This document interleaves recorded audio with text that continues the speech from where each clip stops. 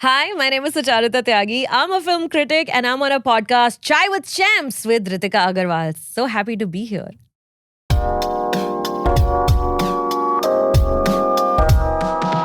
Welcome to the Chai with Champs podcast.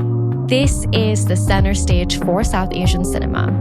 I'm your host, Ritika Agrawal, and I'll be sitting down with Oscar-nominated producers, award-winning directors, actors, composers, influential film critics, and more who are shaping the future of South Asian cinema.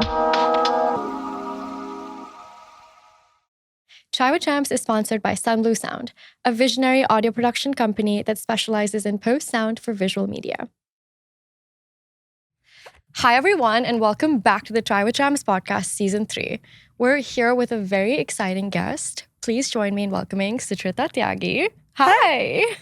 How exciting. I know. Thank you so much for coming out. I'm very glad to have you. One thing that I always do is I have my guests introduce themselves. So can you tell our audience and our listeners a little bit about who you are? So my name is Sucharita Tyagi. I am a film critic. I live sort of between here, New York, Bombay, traveling between the two countries a lot. I have been a film critic for better part of 10 years at this point, and I just watch movies and I talk about movies and I go to film festivals, and this is like talking about myself is a little awkward, but talking is my favorite thing to do. So I'm so excited. I mean, all the cool things in film, and you've seen everything up close, so we're very excited to talk to you. Hit me. But tell me, before you became, the voice of viral reviews and red carpet conversations, who was Sucharita Tyagi? I mean, if you could rewind to your early days in Delhi and we were to meet her, who would she be? She was just this kid who loved watching movies. I've always loved watching movies. Any opportunity I get, I would just sit down and turn the TV on. This is pre-internet days, so the only option was to watch whatever was on the TV. And then we got a VCR. So then, 1994, when Jurassic Park first came to India on home video, and that sort of changed my life. So I was just someone who loved reading Enid Blyton's as a kid, your little children novels, and watching movies, and just I think sort of lived in a this make-believe world where reading books and watching movies was really all that was required of a little girl at that point in time. But I was also a very good student. So I feel like the only thing that's been constant since I was a kid to now is my love for cinema, for watching films. But I change every 5 years. I'm a different person. That's fair. I'm a different person now than I was 5 years. That's fair. But was there someone who kind of inspired you to kind of watch films? How did that get introduced to you? I mean, in my your mother, house? 100%. Yeah. My mother loves watching movies, and my mother is used to be a voracious reader, so I grew up with her books in the house. She also introduced me to music. She used to train in music when she was younger, so I trained in music when I was younger. So definitely her influence on my life was instrumental in me actually watching films and thinking about what the film was saying. Yeah. Did you have a favorite film growing up except Jurassic Park? Jurassic Park, 100%, absolutely. It's still it holds up so well. It's one of my absolute favorite films. Oh my gosh, Andaz Apna Apna, always, every time it was on TV, I would sit and watch. Chameli Ki Shaadi, every time it was on TV, I would sit and watch. Watched that. It's so good. You must. Yeah. Anything that had Juhi Chawla in it, or Amir Khan in it. Which was majority of the movies back. Majority of them, not Salman Khan, Saif Ali Khan in it, a vintage Saif Ali Khan. Yeah. I would just sit and watch. So wait, did you ever dream of ek din when I grow up, I'm going to go to Bombay and I'm going to work in films? What? Every single day. Every single day. Every single day. I didn't want to be an actor. Yeah. I never wanted to be an actor. I dreamt of going to Bombay and sort of I think I was always halfway between I want to be a filmmaker and I want to be this. Yeah. So as I gained more wisdom in my life. I realized that being a filmmaker was not a craft that I was cut out for, or actually didn't even try to be a filmmaker, but I felt like I enjoy talking about cinema a lot more. Yeah. So, you started your career as an RJ. I did. And it was more of an audio-led, intimate space, right? And like you said, you were thinking about being a filmmaker, but you were okay, maybe I'm not cut out for this, but then found a way to becoming a full-fledged film critic. Yeah. How did your experience in that chapter in your life where you were an RJ shape your voice? And then what convinced you that, okay, from being an RJ, I need to move to film criticism? How did how did you find that path for yourself? You know, what people don't realize is that being a live radio show host sort of prepares you in really intense ways, because a live radio show host is not just talking about a song or about whatever latest celebrity updates. We're also looking at like 2 or 3 monitors at all times with a very specific software that we are trained to operate, that is specifically designed for that radio station to be live on the air. That software, if you ever get a chance to go into a radio booth, you'll see that it has all the songs, all the ads, all the sound effects and what's coming up next and stop signs and all that stuff. It's really complex, but it's so much fun. And then when you're talking and you're sort of maneuvering not just your mic, someone else's mic, playing a soundbite in the middle and things like that simultaneously, because it's different here in America, because I feel like you get more of a team to do this. When I was doing, and I still, when people are doing this back home for all the radio channels that I worked, it was all us doing it ourselves. Nobody else is playing our sound effects. We're playing it ourselves. So that kind of training of like, not for nothing, hand-eye coordination to be able to do that. It's like playing a video game every day for 3 hours, right? It was intense and it's really amazing. And what it did was that it teaches you how to edit yourself as you go. So you're not talking bakwas, because you have a very limited that's so 30 true. seconds, 45 seconds at a time, as opposed to even right now, we're talking for 30 seconds, 45 seconds at a time. But that 30 seconds you can do and redo, and you can do one right now, you can do another later, you can do another later. It's unlimited, the platform where you are allowed to speak your mind and profess your thoughts. With radio, it was just that little bit. And it is so exciting when you're like speaking on the intro music of a song and you finish talking and it's the exact same moment the lyrics begin and you stop talking and the fader comes down. It's beautiful. So I really do feel like I did radio for 10 years and the training that I got there is not something that I've ever received anywhere else, and that sort of set me up for success in a major way. So big props to broadcast radio. No, 1000%. I can't even imagine doing that. Like what do you think is your biggest takeaway from those 10 years that you were an RJ? Just being able to talk without wasting any words. Without wasting a single word. And right now I feel like, because I do so much social media, I feel like I've lost so much of that. Because I haven't done that in 10 years. The last time I was live on the air was 2017. Wow. So nearly 10 years. That's crazy. That's almost 10 years. Yeah, 8 years. It's so intense and it's amazing. It's magical. Live radio is really magic. Now, tell me more about like when you decided to do a career in RJ, like how was it convincing your parents about it? How was the society reacting to you kind of doing something that people just listen to? And I think the like jobs, I think in just the creative space and in cinema and things like that are always like, oh, what is that? What are you doing? There's always like a question mark. It's never like, oh, tum engineer ho, so that's like really cool. It was a very interesting time to be in broadcast commercial radio, because commercial radio in India only sort of became big around, it entered the Indian market very late. So it arrived around, I'm going to say 2001, 2002, around that time. And so when I was starting commercial radio was 2007, it was still very new. So it was still exciting to be a radio show host. And locally in Delhi, radio show hosts were celebrities, because it was so far removed from Bollywood, from where all the action is at. And like no Bollywood celebrities ever reached Delhi, at least back in the day. It was extremely rare that happening. It's so rare. It's happening more now. But so joining radio was exciting because it immediately sort of turned you into a celebrity. Because radio show hosts were celebrities, and there were like 5 radio stations, and there were 5 or 6 presenters in every radio station. So in the whole city, there were only like about 40 of us. And people were listening, people were tuning in. It's very funny because anytime, I remember this so clearly, anytime like family members and extended cousins, etc., would come home and hang out, and they'd be like, so what do you do? And I'm like, oh, I'm a radio jockey. Acha, but what do you actually really do? I mean, this is really it. This is what I do. And then they're like, okay, then do something now. Show me. So it's a little bit of like, it used to be a little bit of dance monkey, which is very irritating. But I feel like there was a lot of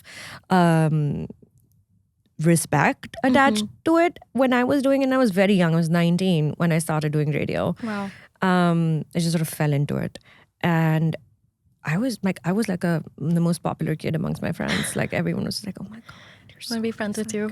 yeah, it was awesome. It was great. I felt so cool. When did you kind of move into from RJ to being a film critic? When did that journey kind of start taking place? So I started doing little reviews on my radio show. Yeah. Always. Because one of the things about being a media member is that you get invited to preview shows. Yeah. And that happened when I was in radio as well. Towards like 2014, 15, that began to happen. And I started to get a lot of preview invites. So I started to review these films on my show. And 2015 was when a platform in Bombay, they heard me on the air doing, I don't know what review. And then they asked to meet, do a little bit of pilot episode. And 2015 was when I transitioned to video, but I still did radio for 2 more years. Okay. So from 15 to 17 for 2 years, I was doing both because video was not giving me any money at that point in time because it was so new. So I agreed to do it for free for a couple of years. Also because YouTube was so new in India back then, like 2000. 12, 13, 14, 15 was when the medium was really sort of coming into its own and exploding in big ways.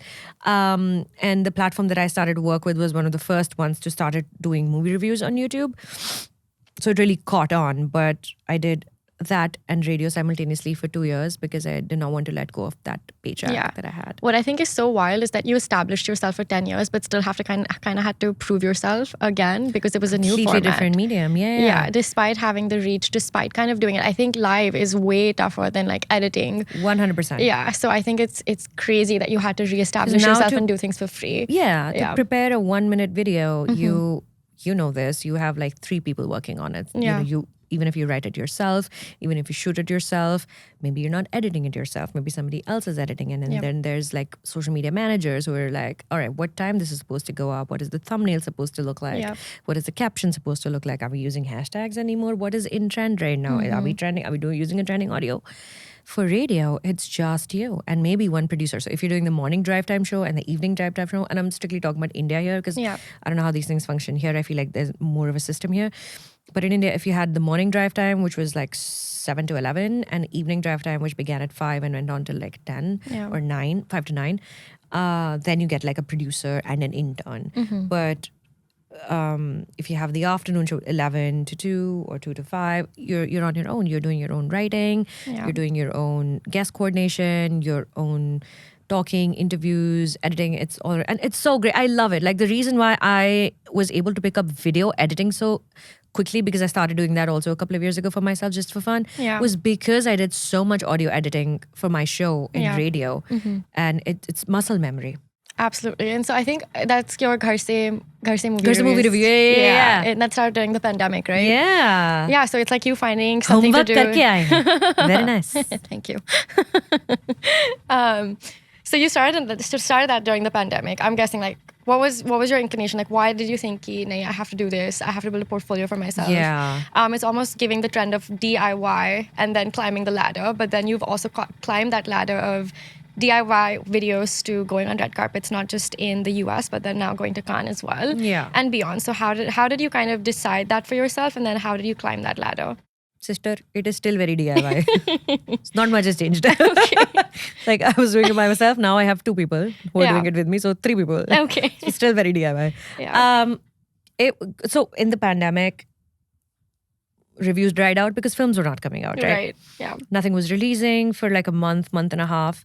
Of course, there were the streaming releases that was still scheduled, etc. But because the platform I was working with, I was never staff at that platform, so I didn't have a paycheck coming in. I was only commissioned per review. And when these reviews were not commissioned to me, I was sitting at home for like a month with nothing to do. And then there were so many films that I didn't get to review because they were not assigned to me. Yeah. For instance, films like Uncut Gems, Marriage Story, which were films I loved and I watched and I wanted to talk about, but I couldn't because I wasn't commissioned them. And I felt like, hey, this is an opportunity to try something new. And I had been toying with the idea of starting my own YouTube channel for many years. In fact, one time, like, I think one of the head of programming at YouTube India a couple of years ago was like, you should have your own YouTube channel. You're going to be really good at it. And I was like, no, I work for someone else. It's fine. And I was like, this is it. why not? Yeah. I was quarantining with my brother in Bombay. He had a MacBook Pro. I didn't even have a MacBook Pro back then. He had a MacBook Pro which had Adobe Premiere on it. And he's like, all right, let's see what you want to do. So I shot something. We dumped it onto his computer. He sat with me and he was like, okay, so he knew how to do video editing a little bit, but very little. So he was like, this is how you pull something onto a timeline, Control K. This is how you're going to stitch these together. This is how you remove the space. This is how you de-link the audio and the video, enable, disable, sound up, sound down. And I was like, this is great. And I was following all of it because I did that in radio. Yeah. It was just a different software that we used in radio and we didn't have video, but the basics were the same. Yeah. The essence of it is the same. And my brother edited my first movie review. I think it was Marriage Story. I didn't even shoot it like that. I shot it like vertical. I don't even remember. Or Uncut Gems, one of those two. Yeah. And I put it up and people began to engage with it. And I felt like, okay, There's something here. let's see how this goes. Yeah. And here we are. That's really cool because I think also in all of your videos you have this personal tone and this voice that's so unique. Yeah. And I mean, as I was telling you, I saw you first at the Kill premiere, and I was like, okay, who is she? Because there was such an unconventional conversation that you don't really hear in interviews, and you had your own personality that you brought Thank you to for that. saying that. And please tell that to the whole world, everyone. Right? So, and please hire me to do more things. I bring, quote, an unconventional personality to everything that I do. End quote. No, because it was, I remember telling my mom about this, and I was like, wow, it just felt so unique because you had your POV that you were bringing into the film, and you were asking Nikhil Bhatt and Guneet Monga the questions that I've personally not seen any other interviewer ask. And you really stood out. And so I really like followed your journey and learned more about you through that. And I realized that one of the things that you always do are you're unfiltered, you have your own opinions, and you're super bold. But I was very curious, like, how did you carve your space through that? Or did that come with a cost in the industry? The cost is what, you lose access to a lot of celebrities, which is fine. You have to be prepared to be like disliked. That not everybody's going to want to talk to you. People are going to know who you are, but when they run into you at events, look the other way. Yeah. And that's okay. You don't become a film critic to become friends with celebrities. You don't become a cultural commentator to make friends, period. Talking to Nikhil Bhatt and Guneet Monga Kapoor that evening was so easy because Kill is a film I love. Absolutely love it. I followed that film since its world premiere in Toronto a couple of months before that LA premiere that you're talking about. And Guneet is a friend of mine. I've known her for many, many years. And Nikhil, because he made this film that I really love. And this was one of the first times I was meeting him. So that was a very easy conversation because it came from a place of absolute love, joy, and pride that that film was doing international circuit. But the price you pay is just, there's multiple things. Right. One, you have to be okay with not being liked by people, which, depending on the kind of person one is who decides to step into this profession, is not a problem. The second is the online trolling and the vilification that comes with being a woman on the internet. And that's not just a woman who is a film critic invites, any journalist, any female journalist who's seen regularly on video, who is not towing any particular line of any regime or any powers that be. Yeah. That is part of the territory now, and it has increased manifold over the last couple of years. And that really is the cost you pay because that gets to you after a point. How did you kind of have the mental strength to deal with the online trolling and to be okay with, okay, I'm not going to be liked with this person, liked by this person? How did you have that mental strength? It is not, there's no answer. Everyone deals with things differently, na? Right. So for me, it really helps that I have a husband who I am obsessed with, who has nothing to do with my job. Right. He's not connected to entertainment in any way, shape or form. So he's an academic. It's so easy to cut off from my issues Not that I can't talk to him about my issues. He's very curious and he's very interested and he's very like supportive and he's always there for me when I'm like, I can't do this anymore. He's always like, chalo pizza khate hain. But it helps to have somebody who will give you who makes you feel like there's a world out there. Right. Who enables you to zoom out and look at things from a different perspective. For various people, this sort of support system varies. For someone, it's their mother, father, sibling, friend, or a community. But it's very important to have somebody to give you a breather. Yeah. So that's how I deal with it.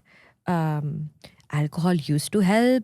It doesn't anymore. I'm like old now and I don't enjoy drinking anymore. Not you in like a Bombay bar, just having beers. I wish I could just get wasted and forget. I can't do that anymore. Listen, 35 and above, alcohol is not your friend. Wait, I think it's 25. Ever since I turned 25, my body gives up. Well, that wasn't the case for me, I'll tell you that. Good genes, good genes. Not for me. Various things, man. Go watch another movie. Yeah. Again, there's no answer. Yeah. Because this online trolling is not something that starts and stops after a point. Like if you'll do something, it will fix this. Yeah. If you press this button, that will stop. It's not going to stop. It's not aperture on a camera you can fix and change. It is constant. It is incessant. It is continuous. And it is overpowering, overwhelming. And it's not going to stop. Yeah. So everyone has figured out ways to deal with it on their personal level. Do you think that's ever limited you from like getting to a certain point that you think you deserved it, but you didn't get it because of your bold, opinionated personality? 100%. Yeah. I mean, anybody who's a woman, non-binary, trans person, they have to work so much harder than a man, a cisgendered man who does the same job, says the same thing, has the same setup, same words, but it's just by virtue of being a man, he gets more attention and gets his word out there faster. And that's not just true for gender divides. It's true for so many different things. There's a huge caste divide on which I am on the beneficial side of things. I have a huge caste privilege for what I do. But, somebody from different caste, somebody from the Dalit community does not have the same privileges that I do. They don't get to be connected to the same kind of people and they don't get the same kind of ladders to success. So there's various metrics which have propelled me forward where I am and various things that have also held me back. Yeah. And it's just for me to identify and work at unlearning and learning at the same time to try and propel myself forward. No, that's absolutely fair. I think zooming in a little bit, you moved from Delhi to Bombay and like speaking of challenges and especially as a woman and a South Asian woman, especially when you don't come from the industry, your parents or even, people around you are like, oh, like film is a scary space to be in. Like you're a woman, be careful, etc. What were some of the challenges you faced when you kind of moved from Delhi to Bombay and you were venturing into the world of film? I think at the age of 21, when I first moved to Mumbai, I was just so stubborn about my decision to move that I didn't really pay much attention to what my parents were saying at that point in time because my father was really not in favor of me leaving. Yeah. But, I've always been a bit of a rebel. I'm leaving. Yeah. So bye. It helped that I had worked in radio at that point for about 3 years. So I had savings. So I could leave. And I left. And then my parents came around. Everyone always comes around. But honestly, I think about that time now, I'm 36 now, and when I left home, I was 21. I think about that time now, and it's kind of miraculous how I did not get into more trouble, how I managed to do what I managed to do, because getting to Mumbai, then living in some woman's garage with another roommate, this. Oh, wow. I lived in a garage. So there was this woman who had converted her garage into a studio. Wow. Because she didn't have a car, she didn't used to park it. Yeah. So the garage was the studio, and I was sharing that with another girl. It was crazy, but it was on Marine Drive, so it was there wonderful. We go. Okay, it was very close to where I needed to be. It was awesome. I would get out of the building and there's water. Yeah.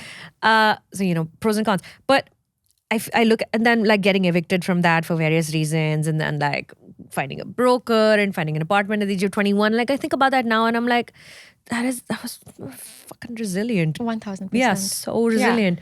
I don't know, for me, it is a lot of bullheadedness. I focus this is what I'm going to do, this is what I'm going to do. Yeah.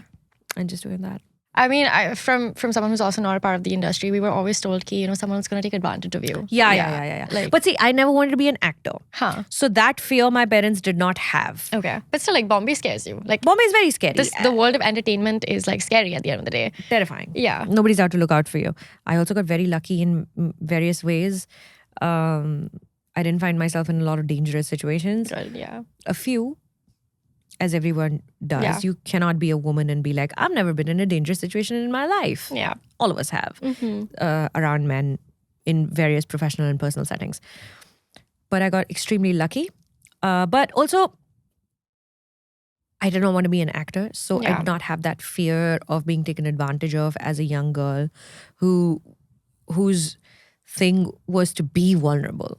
If you are an actor, you have to be vulnerable. I always had the thing of being a little bit of a fighter, like I will punch you. Like I've always had that vibe. Like I will punch you. Yeah.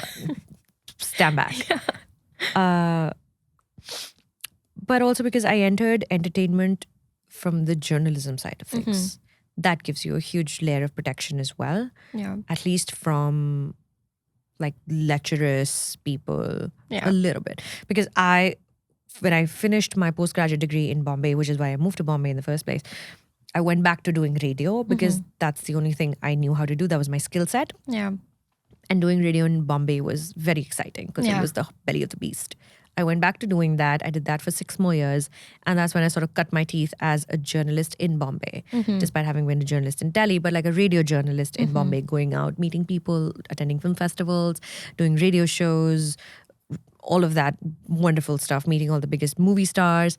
So I feel like because I was in media, I didn't find myself on the receiving end of unwanted approaches by unwanted men and people. One does find themselves in situations that they don't want to be in, but luckily I managed to always get out of them. It's always exciting to hear about like the first few years of your career because it almost sounds like you must have been watching your early 20s when you were doing all of these things. And I think you're also one of the pioneers, right? As a woman journalist in India, radio journalist. I'm sure I must have heard you on radio. Like I'm so sure of it. I mean, there's so many who came before me. Everything I know about radio was taught to me by women who were in radio before me. There were so many because I think the second generation of people who started commercial radio, started working in commercial radio in India. Yeah. There was a whole generation above us who set everything up. So Red FM, Radio City, and Mirchi, Radio Mirchi. I grew up on all of those. Right? So they were the first 3 big ones who came in. I started working with Red FM in 2007, by which time it was like 6 years already, 6 or 7 years into operation. And there was a whole cadre of people who had come before us and set it up and done the whole thing. And those people had various backgrounds themselves. So I was like the second generation. And everything I know, everything I've learned about being a radio show host, a presenter, an editor was taught to me by some woman or the other. Yeah. It's always been women. That's amazing to hear because it's like at least we've been doing that for years and years and we're uplifting one another. It's not a new conversation that we're having, which is so important. And I feel like that's what I just sort of imbibed without realizing that was happening. I got my first job on the radio show because of a woman. I got taught how to use the whole console I was talking about by a woman.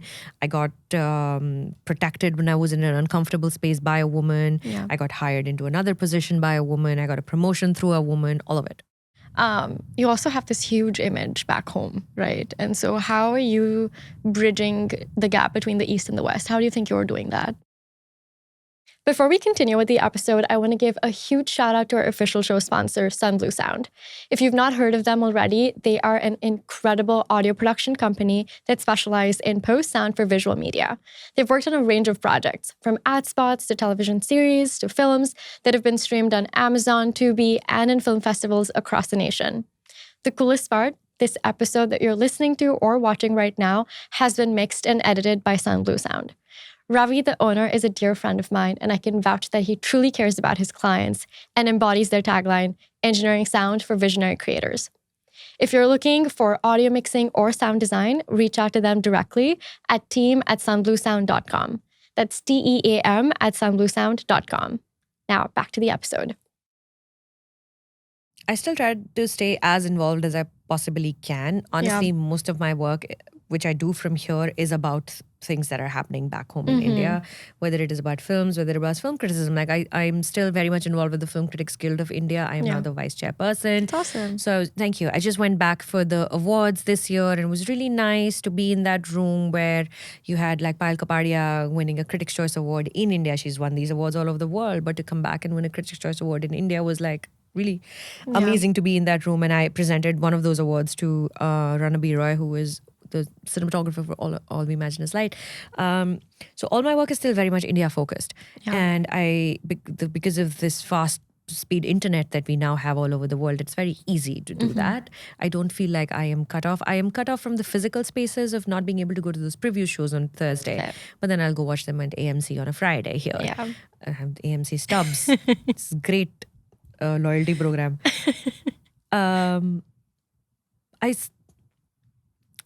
lot of Indian filmmakers also are now increasingly bringing their films to the world.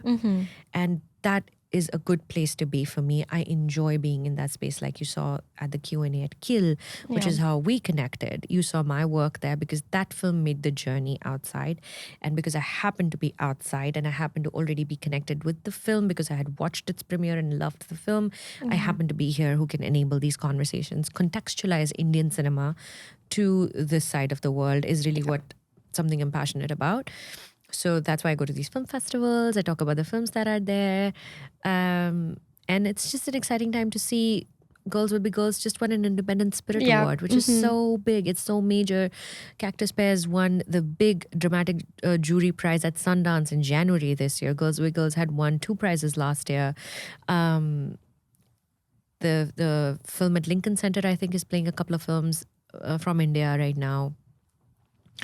It's a good time.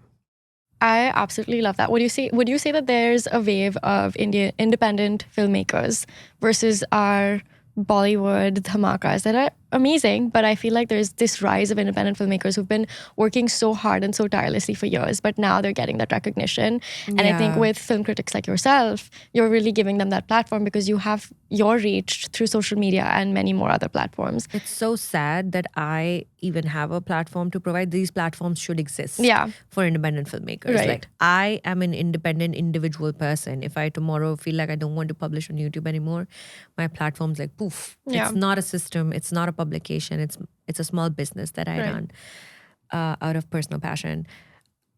Hindi cinema, mainstream blockbuster cinema is going through a terrible time right now. There's a reckoning that's coming. Stakeholders, filmmakers, writers, directors, actors, they all have to look within. They all have to soul search. They must ask themselves why this is happening. Why films are just not making money. They're all so bad. We're not writing good films anymore. We're not, at least in the mainstream. Or if good films are being written, they're not getting funded, whatever. I don't know what the problem is, but they need to reconcile with it and figure it out. Yes, indie cinema in India is definitely going through a good time right now. At least there are 4 or 5 names that have begun to sort of emerge from various parts of the country. It's also thanks to platforms like Mubi that launched in India in 2019 or 2018, around that time. That is also a platform for independent filmmakers to have their films out there. At least on a streaming platform where people can see them and discover them. And anybody with a Mubi subscription is assured that whatever you're watching is good. If it's on Mubi, it's good. It's not bad. It's hand curated. It is there not for the big numbers and not to get eyeballs. It is there to provide you good cinema. So with platforms like that, it's become nicer, easier. A lot of filmmakers are doing a lot of international co-productions right now. All the films that we saw last year, Breakout, All We Imagine Is Light, Girls Will Be Girls, Santosh, they're all international co-productions. Every last one of them. So people have also figured out how to do that. There are producers who are enabling this. At Sundance, Cactus Pears is an international co-production. At Berlin earlier this year, there was a film called Shadowbox, Bakshabundi, a Bengali film, also an international co-production. A bunch of producers have come together to make that film happen. So I feel like independent filmmakers are getting the limelight they deserve. From a film critic's perspective, what do you think like upcoming independent filmmakers should kind of keep into consideration while they're making their films? I would never give suggestions to a filmmaker of things that they should keep in mind or shouldn't keep in mind. Like cinema, how you make your film is your thing. How you make it, what you want to do, totally up to you. But I mean, you've seen all of these things up close, whether it's global cinema, whether it's, South Asian cinema. What is that trending pattern that you've kind of noticed that, yes, these kind of films do well versus like this storyline is not something that's So the good? films that over the last year or two that have done well, and well, quote unquote, also is like a metric that differs. It's on a spectrum. Like, what does well mean to you? Yeah, it's all your perspective. It's your perspective. Like, how much money, if a film has made 10 crores, but it was made on a budget of 2 crores, it's done very well. But if a big blockbuster has made 10 crores, it's a flop. So, well, also. Anyway, all the films that have done well are deeply honest films. Truthful films, and they don't necessarily have to be films that are saying that we are here to change the world, but these are films that are so rooted in the writer director's life perspective. They're personal, and they have something to say just by virtue of being the films they are. They're not out there to be I'm going to say something. Santosh is just it's such a nice film. Girls Will Be Girls is not. There's a silent revolution in Girls. There's a silent revolution in Sabrabonda, the Marathi film Cactus Pears. And all of these are so personal to the people who've made them, because they're not thinking about the 50 crores that they potentially want to earn on this film. They're thinking about, how am I going to get the story out there? And that makes it's so special. And on the same lines, I guess, what do you think South Asian storytellers should learn from the West and vice versa, given that you've seen both so up close? Yeah. I feel like we need to have more robust distribution mediums. Our distribution mediums are not very robust right now. If it's a small film, then it's just a filmmaker who's trying to be like, watch my film, take my film somewhere, watch my film, take my film somewhere here. Whereas here, I feel like there's more of a network of distribution, regardless of how small your film is. There's various levels where you, if your film is good, can hope to find distribution for it. But that's not something for filmmakers to learn. I feel like that's like as an industry we could work toward. And what do you think the West should be learning from our cinema? How to do musicals. True. We're so good at it. Off late, I don't know if I've seen any good musical, to be honest with you. But like, Wicked could never. Yes. Rocky or Rani ki Prem Kahani. I was just about to say that. Wicked could never. Yeah. Hollywood could never. I would say that's the last best musical that's come out. I think so too. And also that was one that came out after a very long time. So good. Yeah. I've watched it like 5 times. It's such a wonderful film. Yeah. And I feel like it's Karan Johar's most honest film. Yeah, I agree. Yeah. And I love how he kind of brought like, fat shaming and like addressed them so well, and like the whole cancel culture. I think that's so true, because like everyone's learning. I thought it was a very well done film. We also do camp very well. Jawan, Pathaan, so campy. Yeah. We do them so well. I just watched Empuran.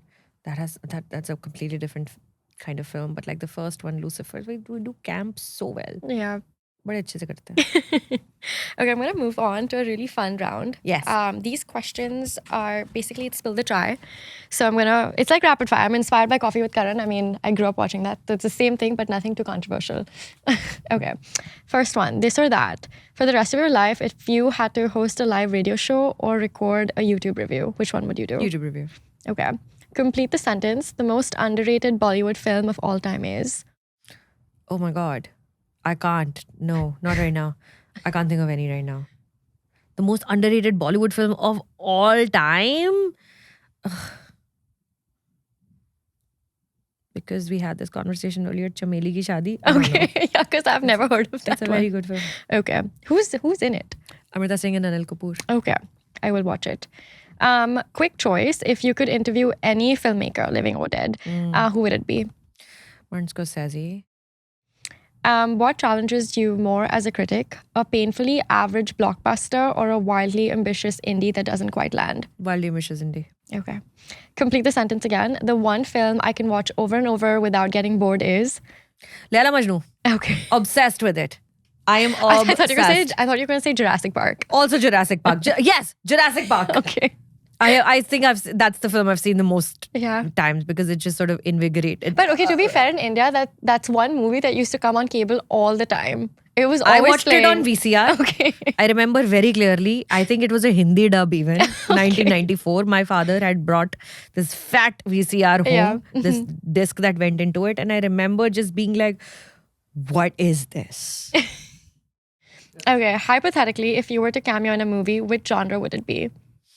A murder mystery set within the world of media. Okay, what would your role be? Myself. Wait, you did that in AK versus AK. That's the only kind of role I'm interested in doing ever again. Okay, noted for other future Yes, filmmakers please and cast me directors. as film critic Sucharita. I love it.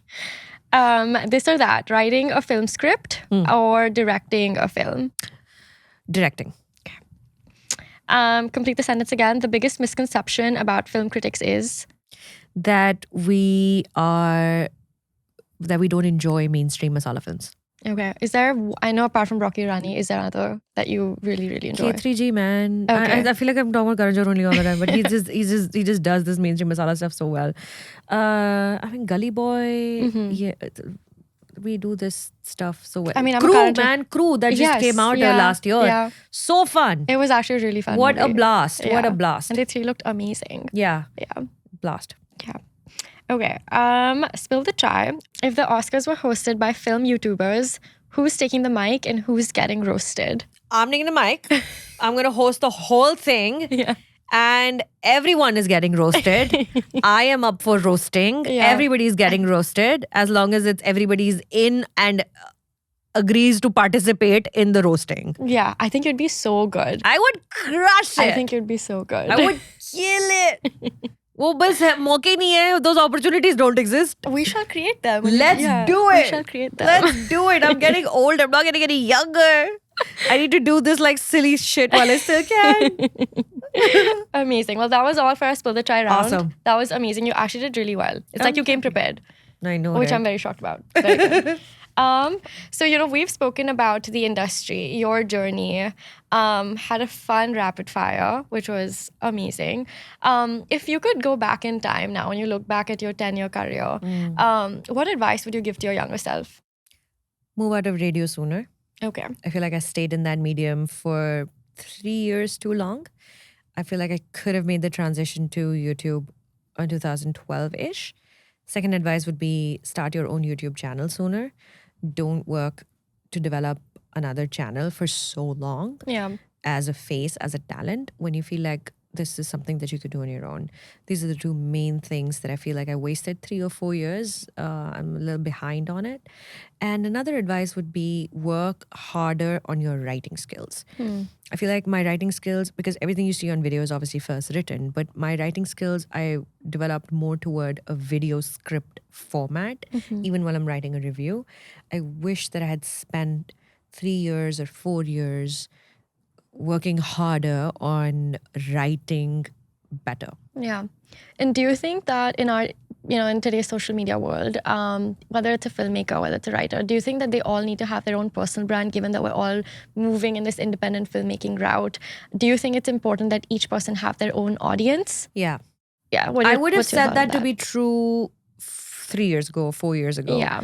That you have to have your own personal brand, and that's why people are going to gravitate toward you. That's why people are going to listen to what you're going to say. But I feel like now everyone has their personal brand, so we have to figure out a way to have your personal brand also. But what are you saying with your personal brand? Yeah. So sure, you've created this persona, but are you saying anything? Is that helping anybody? Is that advancing humanity? Is it doing I don't know. Yeah. But if you'd asked me this question 4 years ago, I would have said 100% hands down. Yeah. Your number one priority should be working on your personal brand. Now I'm like, I don't know, man. Hydrate. I don't know.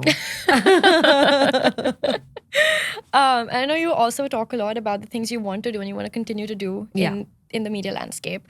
What sort of a legacy do you see yourself leaving behind in the world of storytelling and filmmaking, given that you've done so much, but there's also so much left to do? I'm very proud of the work that I have done toward encouraging more people to look at cinema from a feminist lens. Lots of people have done this before me. I stand on the shoulders of many film critics who are women who have done this for very many, many years. But I feel like just by virtue of being the first ones on video, my message and my attempt reached a younger audience faster and wider. And I'm very proud of that. When young girls were in college or in school write to me, send me emails, because my email is publicly available, so people write a lot to me. Or when I go to a college festivals and I meet students there who tell me that they started looking at cinema differently when they stumbled upon my videos. These are very young, impressionable minds, and these are the minds who don't quite know how to consume a film that is consuming them. Yeah. And if I can help them analyze and give words to their feelings, that makes me really happy. And I think that is something that I want to continue doing. And I feel like that is something that people also associate with me a little bit, and that just gives me a lot of joy. Yeah, you're the voice of all the girls that want to be heard, which is a telling huge... women's stories. It makes me very happy. No, that's very powerful and very well said. Another thing that we were talking about, and one of the goals of this podcast, is truly to give the center stage to a lot of South Asian filmmakers, right? There's a village that goes in making a movie come to life. And of course, we have the big names which we need, but we also need to kind of uplift one another. How do you think the audience and other filmmakers should bring South Asian cinema to center stage? We definitely need more curators from South Asia at film festivals. Yeah. So that's where it can... One of the places it can begin is if we start to curate more films from the Indian subcontinent, from Pakistan, from Nepal, Sri Lanka, Bangladesh, that side of the world. Look at what Joyland did. Joyland was the first Pakistani film that made it a Cannes. And it just sort of like, I feel like it opened a gate that had not been opened before. And it was great because perhaps somebody at Cannes... I don't know how that film got curated. But anyway, I feel like we definitely need more curators and then more filmmakers who get into these festivals and figure out how these festivals work, pass that information down, give that information to another filmmaker. Like, should I go for this festival? Should I go for... And I know filmmakers who are doing that as well. So should I go to this festival? Should I go to that festival? Share your wealth of knowledge, share information, and be like sort of clued in with what is happening in India as well. And I will only speak about India. You cannot be claiming your brown identity and not actually paying attention to what is happening in India. Economically, politically, the class divide, the caste divide, the gender divide. Riots are breaking out or celebrations are happening, everything. You have to have your hand on that pulse. Just by saying that we are South Asians here and which we are, we have to be there for each other. We are a community here, and it's just lovely to get together here and go to the Indian film festivals that are happening and go to a Diwali party. But if you're not connected with what is actually happening with Indians and what Indians are saying, dealing with, then... Because I am so new here. For me, the South Asian culture I belong to is this. Is this sort of rapidly deteriorating fabric.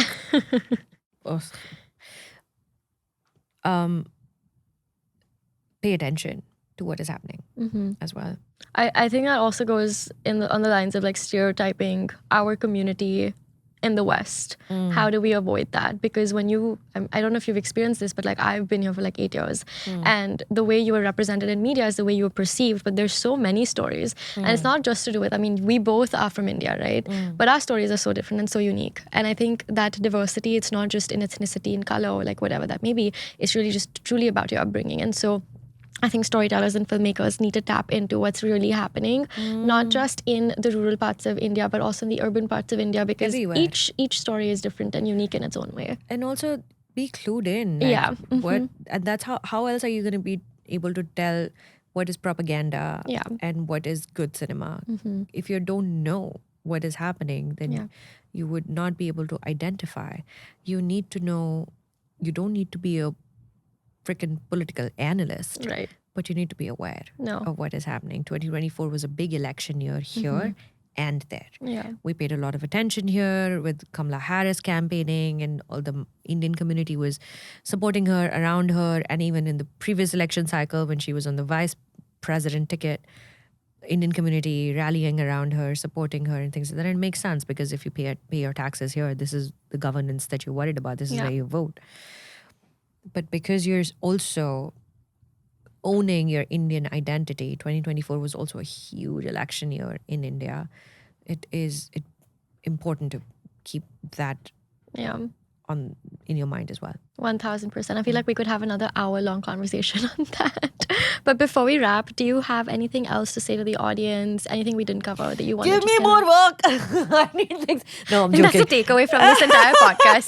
And the title's going to be Give Sucharita Tyagi more work. I need more work to do. No, I'm joking. No, man. Just watch more Indian films. Please realize that Indian cinema is not Bollywood. Yeah. Bollywood is not Bollywood, but the Hindi film industry, that we have an incredibly separate, incredibly different film industry that is the Malayalam industry, where the storytellers, the films, the actors are completely different and arguably better. Yeah. As a friend, I watch Manjumal Boys. What a phenomenal film that is. Chidambaram's made it. Bengali films are different. Kashmiri films are completely different.